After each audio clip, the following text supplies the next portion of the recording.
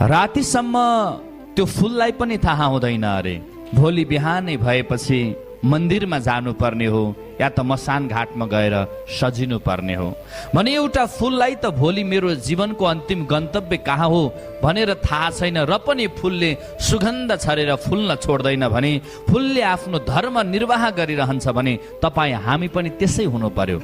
हाम्रो जीवन भोलि कतिन्जेल हो थाहा छैन, तर धर्म के हो, हामीले गर्ने कर्म के हो, हामीले आफ्नो धर्म अनुसारको कर्म गर्न छोड्नु भएन। जसले कर्म गर्छ उसले अवश्यमैव फल प्राप्ति गर्छ।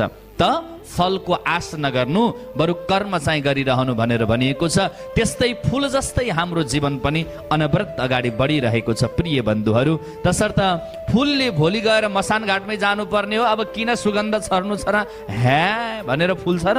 फुल्दैन। फुलले बडा सुन्दर, बडा पुलकित भएर मिठो सुगन्ध छरेर फक्रिएको हुन्छ। या त उसको अन्तिम गन्तव्य मन्दिर बन्छ या त मसान घाट बन्छ। तसर्थ हामीले पनि हाम्रो गन्तव्य कहाँ हो थाहा छैन, तर पनि हामीले गर्ने कर्म, हामीले गर्ने पावन कार्य भने पवित्र हुनुपर्छ, सुन्दर हुनुपर्छ।